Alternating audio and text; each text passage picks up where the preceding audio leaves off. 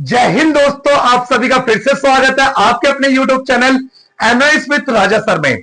बच्चों, पिछली क्लास में मैंने आप लोगों को हिस्ट्री का जो चैप्टर है मैंने पढ़ाया था। आज बच्चों हम इस वीडियो में चैप्टर नंबर 12 जिसका नाम है बच्चों प्रशासनिक प्रणालियां संस्थाएं, इस चैप्टर को पढ़ेंगे।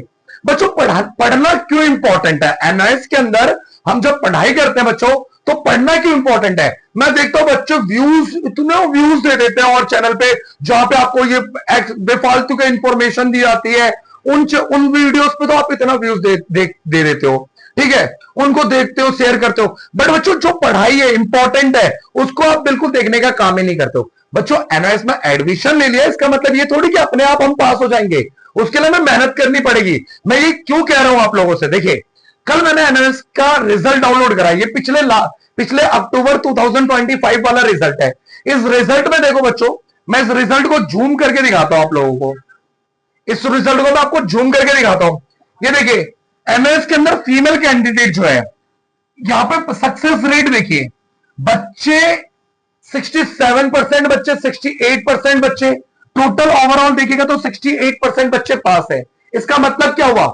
इसका मतलब रिमेनिंग जो बच्चे फेल हो रहे हैं, फेलियर कितने बच्चे हो रहे हैं? तो बच्चों पढ़ाई ये मैंने कोई अपने आप नहीं बना दिया है कि भाई मैंने अपने आप ये रिजल्ट मैंने, आप एनआईएस की साइट पे जाइए, एनआईएस की साइट खोलिएगा तो वहां पे नोटिफिकेशन वाले पे जाना, नोटिफिकेशन ऑर्डर ऑफिशियल ऑर्डर्स में जाना, क्लिक करना, इसमें नोटिफिकेशन आ जाएगा, उसमें आपको जो ये सीनियर सेकेंडरी वाला रिजल्ट है, ठीक है, क्लास 12 का, इसे देख लीजिएगा। तो बच्चों पढ़ना बहुत ज्यादा जरूरत होता है, पढ़ाई की वीडियो देखा करो, ठीक है, इंफॉर्मेशन की वीडियो देखने में मना नहीं कर रहा, देखो आप इंफॉर्मेशन की वीडियो, ठीक है, पर इसके साथ साथ पढ़ाई की भी वीडियो देखनी चाहिए और पढ़ाई करते रहो, ठीक है। तो प्यारे बच्चों, क्वेश्चन नंबर फर्स्ट है हमारा इस वीडियो के अंदर। हम चैप्टर नंबर कौन सा पढ़ रहे हैं? 12 पढ़ रहे हैं, ठीक है। फर्स्ट हमारा क्वेश्चन, सल्तनत काल में प्रशासनिक व्यवस्था का विकास कितने स्तर पर हुआ? तो बच्चों सल्तनत काल में, कौन से काल में बच्चों? सल्तनत काल में जो प्रशासनिक व्यवस्था था उसका विकास कितने स्तर में हुआ? तो बच्चों सल्तनत काल के दौरान 3 प्रकार की प्रशासनिक व्यवस्थाओं का विकास हुआ। केंद्र स्तर की, जैसे अभी है ना हमारी केंद्र की सरकार पूरे देश की, प्रांतीय स्तर की, राज्यों की, और स्थानीय स्तर की, ये जो था दिल्ली सल्तनत काल में विकास हुआ, ठीक है। क्वेश्चन नंबर सेकंड देखिए, क्वेश्चन नंबर सेकंड क्या कहता है? सल्तनत काल में प्रशासनिक तंत्रों का प्रमुख कौन होता था? तो प्रशासनिक तंत्र का मेन कौन था, मुखिया कौन होता था? प्रशासनिक तंत्रों का प्रमुख सुल्तान होता था। कौन होता था बच्चों? सुल्तान, ठीक है। अगला क्वेश्चन है, क्वेश्चन नंबर थर्ड, चहलगाम क्या था और इसको किसने स्थापित किया? तो बच्चों चहलगाम 40 अभिजात्यों का समूह था। अभिजात मतलब अधिकारियों का समूह था बच्चों, 40 अधिकारियों का समूह था चहलगाम, और इल्तुतमिश के द्वारा इसकी स्थापना की गई थी, ठीक है, सल्तनत काल में, ठीक है। समझ आ रहा है बच्चों? ठीक है। क्वेश्चन नंबर 3 हो गया अपना। क्वेश्चन नंबर 4 देखें बच्चों, वह प्रथम सुल्तान कौन था जिसने अभिजात वर्ग को पहली बार सख्ती से नियंत्रण रखने की कोशिश की? वो पहला सुल्तान कौन था जिसने अपने अभिजात जो नीचे अधिकारी थे उनको सख्ती से कंट्रोल करके रखने की कोशिश करी? तो बलबन प्रथम सुल्तान था जिसने अभिजात वर्ग को नकेल मतलब कंट्रोल किया, कंट्रोल करके रखने का कार्य किया। पहला सुल्तान जिसने अपने अभिजात्यों को, अपने जो नीचे के अधिकारी थे उनको कंट्रोल करके, नियंत्रित करके रखने का कार्य किया, ठीक है बच्चों। उम्मीद कर रहा हूं समझ आ रहा होगा। जो चीज समझ नहीं आती आप मुझे पर्सनली कमेंट कर दिया करो या व्हाट्सएप कर दिया करिए, ठीक है। क्वेश्चन नंबर 5, प्रभुत्व संपन्न की अफगान अवधारणा के अनुसार तथा अभिजात वर्गों का क्या स्थान था? वापस से सुनिए, प्रभुत्व संपन्नता की अफगान अवधारणा के अनुसार तथा अभिजात वर्गों का क्या स्थान था? तो बच्चों सुल्तान का स्थान समान शक्ति वालों में प्रमुख होता था, ठीक है। शक्ति वालों में प्रमुख स्थान किसका होता था? सुल्तान का, ठीक है। क्वेश्चन नंबर 6 है प्यारे बच्चों, उलेमा किसे कहते हैं? उलेमा कौन होता है? तो बच्चों धार्मिक विद्वानों के समूह को उलेमा कहते हैं, जो धार्मिक मामलों और धार्मिक विवादों को क्या करते हैं? नियंत्रित करने का कार्य करते हैं। ठीक है, क्वेश्चन नंबर 7 बच्चों,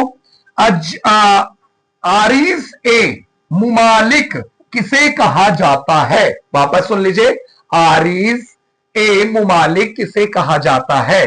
तो दीवान ए अर्ज के प्रधान को आरिज ए मुमालिक कहते हैं। दीवान ए अर्ज की स्थापना सैनिक संगठनों की देखरेख करने के लिए किया गया था।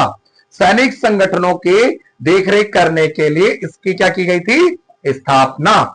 क्वेश्चन नंबर, प्यारे बच्चों, क्वेश्चन नंबर अपना 8 है। क्वेश्चन नंबर 8 क्या कहता है? क्वेश्चन नंबर 8 कहता है वाजरत के अंतर्गत कार्य करने वाले 2 विभागों का उल्लेख कीजिए। वाजरत के अंतर्गत काम करने वाले 2 विभाग कौन कौन से थे? तो बच्चों, वाजरत के अंतर्गत कार्य करने वाले 2 विभाग, एक तो मुस्तफिक ए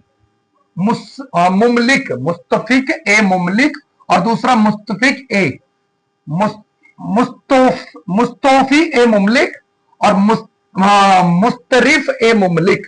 दोनों वर्ड तो थोड़े सेम टू सेम है, इसको पढ़ लीजिएगा अच्छे से।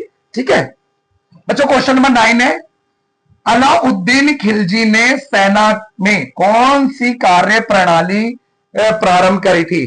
तो प्यारे बच्चों, अलाउद्दीन खिलजी ने अपनी सेना के अंदर जो प्रणाली शुरुआत करी थी, दाग और हुलिया। ये क्या होते हैं दाग है हुलिया? अभी बताता हूं मैं आगे आपको। क्वेश्चन नंबर 10, कौन सा विभाग न्याय प्रशासन का कार्य करता था? इसका प्रमुख कौन होता था? तो न्याय, जैसे अभी हमारे देश में न्याय करने का काम न्यायपालिका करती है, उसका मुख्य न्यायाधीश होता है, वैसे न्याय करने का कार्य कौन करता था? तो दीवाने रिसालन।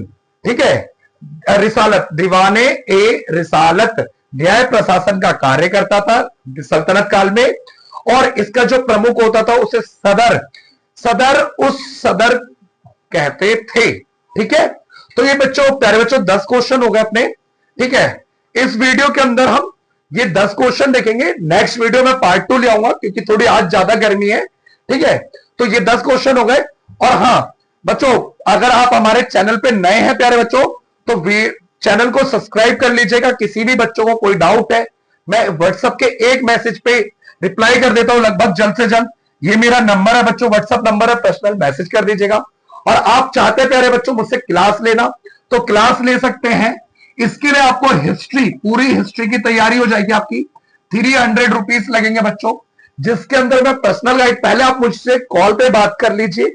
अगर आपको मेरे से क्लासेस चाहिए, मैं ही खुद क्लास दूंगा। ठीक है, 300 रुपए लगेंगे प्यारे बच्चों।